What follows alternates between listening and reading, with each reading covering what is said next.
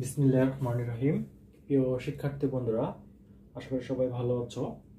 আজকে আবারও তোমাদের মাঝে নতুন একটি লেকচার নিয়ে হাজির হয়েছি। আজকে আমরা শিখব কিভাবে বাইনারি থেকে হেক্সাডেসিমাল এ প্রকাশ করা যায় বা হেক্সাডেসিমালে রূপান্তর করা যায়। তাহলে প্রিয় শিক্ষার্থী বন্ধুরা, তাহলে তোমরা লক্ষ্য করো, আমরা প্রথমে হেক্সা সংখ্যা 0 থেকে 15 অর্থাৎ 16টি ডিজিট 16টি সংখ্যা এখানে আমরা দিয়ে দিচ্ছি এবং এই 16টি সংখ্যার 10 সমান যে লেটারগুলো আছে 10, 11, 12, 13, 14, 15 লেটারগুলো এ থেকে এফ পর্যন্ত সেগুলো দেওয়া আছে এবং এই হেক্সা সংখ্যার সমান সমান যে 4 ডিজিট বাইনারি মান বা বাইনারি সংখ্যাগুলো দেওয়া আছে সেটা তোমরা দেখতে পাইতেছো এবং এই 4 বিট বাইনারি মানগুলোর যে আমরা ভাঙলে কি পাই সেটা এখানে আমরা প্রকাশ করেছি যে কিভাবে আমরা এটা কনভার্ট করব। তাহলে প্রিয় শিক্ষার্থী বন্ধুরা, আমরা এখন এক্সাম্পল হিসেবে একটি বাইনারি সংখ্যা নিব এবং সেটাকে কনভার্ট করে হেক্সাডেসিমালে দেখাবো। তাহলে একটি বাইনারি সংখ্যা নিলাম আমরা 11101101101101 এই একটি বাইনারি সংখ্যা। আর এই বাইনারি সংখ্যাটাকে আমরা কনভার্ট করব আমাদের হেক্সাডেসিমাল সংখ্যায়। তাহলে হেক্সাডেসিমাল সংখ্যা কনভার্ট করতে হলে 4 বিট করে অর্থাৎ বাইনারিতে রূপান্তর করতে হলে আমাদের 4টি বিট অর্থাৎ 4টা করে একটি খণ্ড তৈরি করব আমরা। দশমিক সংখ্যার আগে ডান দিক থেকে খণ্ডগুলো নিব আর দশমিকের পরে বাম দিক থেকে নিব। তাহলে দশমিকের আগে আমি ডান দিক থেকে সাজাই যদি, তাহলে আমরা পাবো 1011,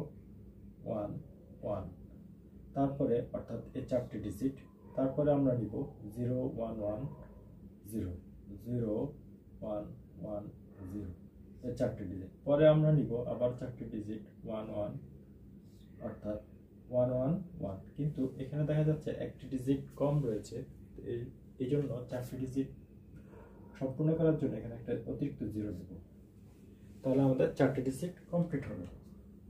এবার দশমিকের পরে আমরা লিখব বাম দিক থেকে 4টি করে সংখ্যা নিব বিট 1110 একটি খণ্ড, তারপরে আবার নিব আমরা 111, কিন্তু এইখানেও এই ক্ষেত্রে একটি 0 কম রয়েছে, তাহলে আমরা এদিকে একটি 0 বসাই দিব। এটাকে বসাতে হবে বাম দিকে, এটাকে বসাতে হবে ডান দিকের সাইড, অর্থাৎ এটা ডান দিকের সাইড, এটা বাম দিকের সাইডে বসাতে হবে। এবার আমরা এই সংখ্যাগুলোকে আমরা এখানে বসাবো। বসাইলে আমরা কি পাই দেখব। প্রথমে আমরা এটা বসাই।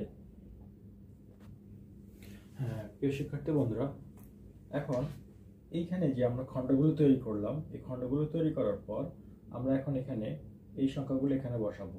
কি বসাবো? 0 1 1 1 যেভাবে আছে এভাবে বসাই দেবো। বসানোর পরে আমরা যে ঘরের ডিজিট 0 রয়েছে ওই সংখ্যাটা আমরা ক্রস দিব। বাকি সংখ্যাগুলো আমরা দেখব। 1 অর্থাৎ আছে 1 সোজা আছে মান 2, এই 1 সোজা আছে মান 4, এই 1 সোজা আছে মান 8, অর্থাৎ এই মানগুলো আমরা এখানে নিব, নিয়ে এগুলো যোগ করে এখানে বসাবো। তাহলে 8 4 2 যোগ করলে আমাদের সংখ্যাটি দাঁড়াবে 8 4 12 আর 2 হচ্ছে 14, তাহলে এখানে লিখব 14। সেম ভাবে সংখ্যাটি দেওয়া আছে 0 1 1 1, তাহলে এখানেও আমরা সেম কাজই করব। তাহলে এখানে 14 হবে, এখানে 14 হবে, এখানেও লিখব 14 মানে 14। তারপরে সংখ্যাটি আবার সাজাবো দশমিকের পরে যেভাবে দেওয়া আছে সেমভাবে বসাবো 1 0 1 1। তাহলে এখানে আমরা 0টা বাদ দিলে যে 1 গুলো রয়েছে সেগুলোর মান কি দাঁড়ায়? 8 4 আর হচ্ছে 1। 8 4 1 যোগ করলে আমাদের সংখ্যাটি হবে 13, এখানে লিখব 13।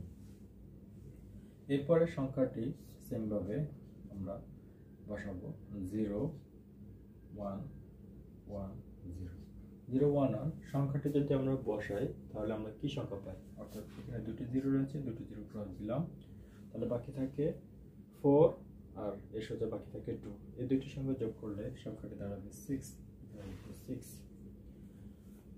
তাহলে নেক্সট পরবর্তী সংখ্যা দেওয়া আছে 1 1 1 0, তাহলে এই 0 বাদ দিলে আমরা সংখ্যাটি পাবো এই সোজা আছে 4, এই সোজা আছে 2, এই সোজা আছে 1, অর্থাৎ এই তিনটি সংখ্যা যোগ করলে সংখ্যাটি হবে 7।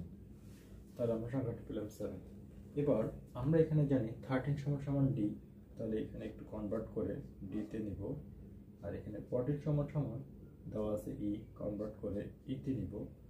আর এখানে 14 সমান সমান ই, আবার ই লিখব। আর এখানে যেটা দেওয়া আছে 6 আর 7, এটা সেমভাবে লিখে নেব, দশমিকের দশমিক।